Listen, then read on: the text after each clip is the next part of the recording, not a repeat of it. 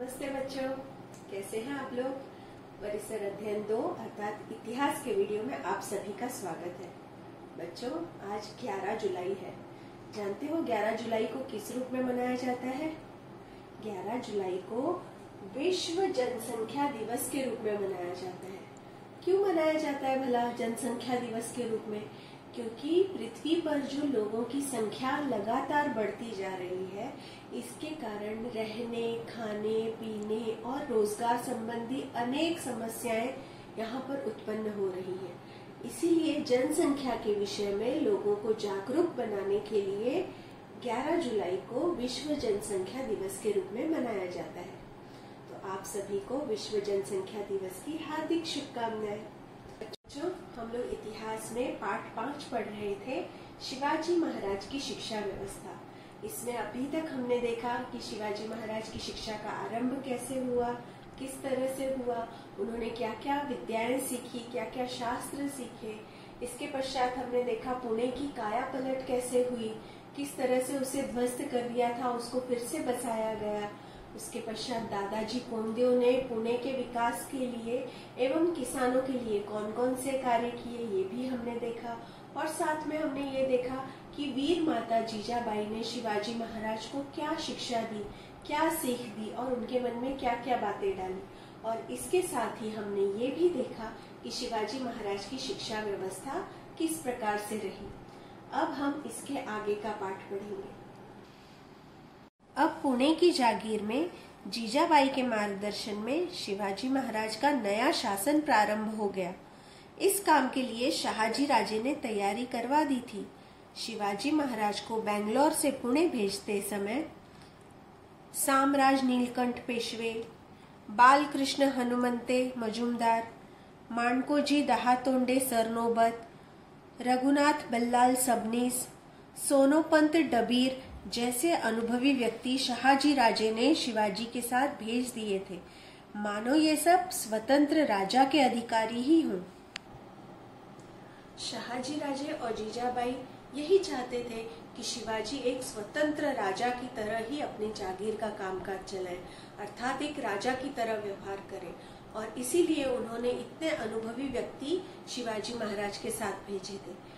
इन अनुभवी व्यक्तियों के देखरेख में ही शिवाजी महाराज अपनी जागीर का प्रशासन का कामकाज संभालने लगे। उनकी सलाह के अनुसार वो कार्य करने लगे और वो कार्य एक राजा के समान करने लगे। शहाजी राजे ने इन अधिकारियों को इसीलिए भेजा ही था कि शिवाजी महाराज उनकी देखरेख में जागीर का कामकाज अच्छी तरह से चलाएं। इसीलिए इन अधिकारियों को उन्होंने पुणे में भेजा था। इन अधिकारियों की देखरेख में शिवाजी महाराज जागीर का कामकाज तो चलाने लगे, साथ ही वो प्रजा के सुख दुख पर भी ध्यान देने लगे। उनके सुख दुख की पूरी कल्पना वो अपने पास रखने लगे। साथ ही जो अन्याय करता था उन्हें दंड भी दिया जाने लगा, अर्थात एक राजा की तरह उन्होंने अपना कामकाज शुरू कर दिया। और जागीर में रह रहे लोगों को अर्थात जनता को, प्रजा को अब एक स्वराज्य का उदय दिखाई देने लगा था। स्वराज्य का सूर्योदय हो चुका था और शिवाजी महाराज एक नए राजा के रूप में उन सभी के सामने उपस्थित हो चुके थे। प्रजा के मन में एक नई आशा की किरण शिवाजी महाराज के रूप में दिखाई देने लगी थी, अर्थात प्रजा बहुत ही खुश थी। शिवाजी महाराज के काल में अर्थात मध्य युग के काल में बचपन में ही विवाह कर देने की परंपरा थी। अतः जीजा माता को अब ऐसा लगने लगा कि बेटा शिवबा की अब शादी कर देनी चाहिए, अर्थात उनका विवाह कर देना चाहिए। अतः शिवाजी की शादी करने के लिए एक सुयोग्य कन्या की खोज शुरू हुई और बहुत जल्दी ही उन्हें एक ऐसी ही कन्या मिल गई।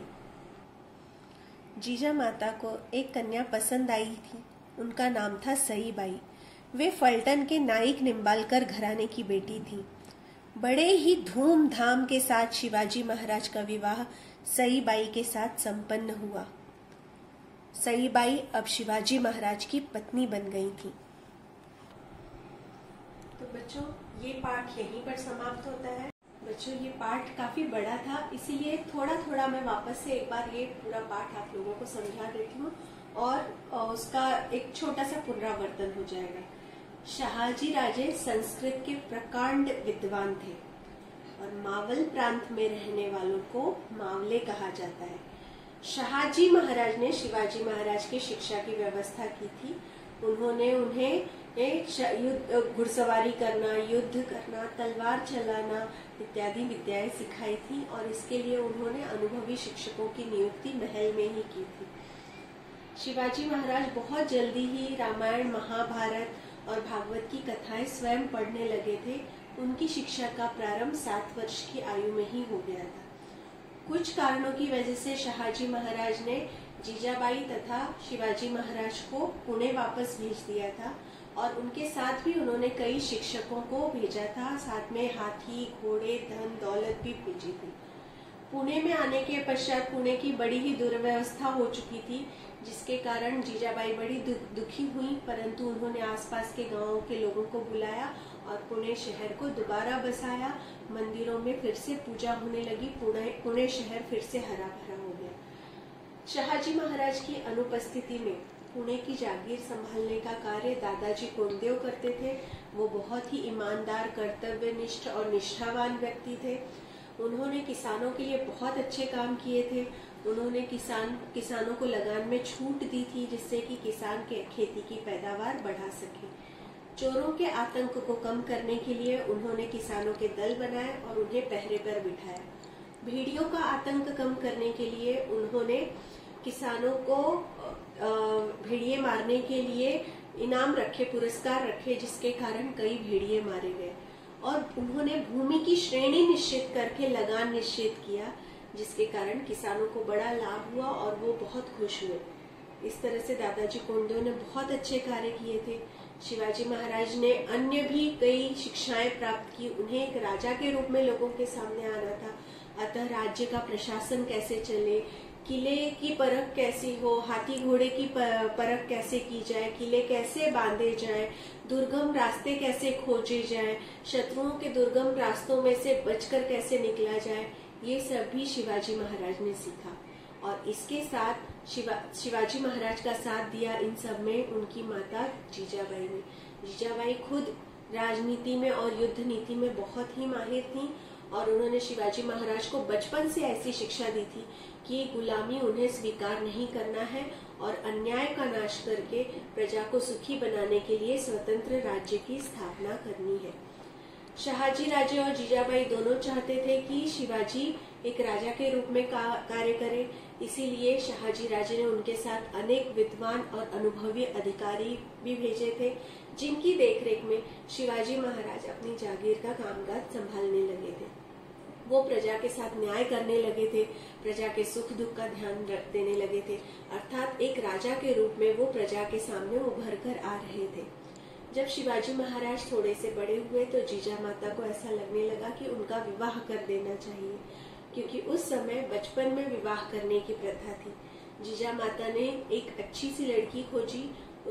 वो कन्या पलटन के नाइक निम्बालकर घराने की थी और उनका नाम था सईबाई। शिवाजी महाराज और सईबाई का बड़े ही धूमधाम से विवाह हुआ। ये सब जानकारी हमने पाठ 5 अर्थात शिवाजी महाराज की शिक्षा व्यवस्था में प्राप्त की है। इस पाठ में हमने क्या क्या सीखा? शिवाजी महाराज की शिक्षा का आरंभ, पुणे की काया पलट, दादाजी कोंडदेव के कार्य, शिवाजी महाराज की शिक्षा व्यवस्था, वीर माता जीजाबाई की सीख, शिवाजी महाराज की नई शासन व्यवस्था और शिवाजी महाराज का विवाह। ये पाठ यहीं पर समाप्त होता है। इस पर आधारित गृह कार्य दूंगी, जिसे कि आप अपनी कॉपी में करिएगा। और हाँ, मास्क और सैनिटाइजर का इस्तेमाल जरूर करिएगा। नमस्ते।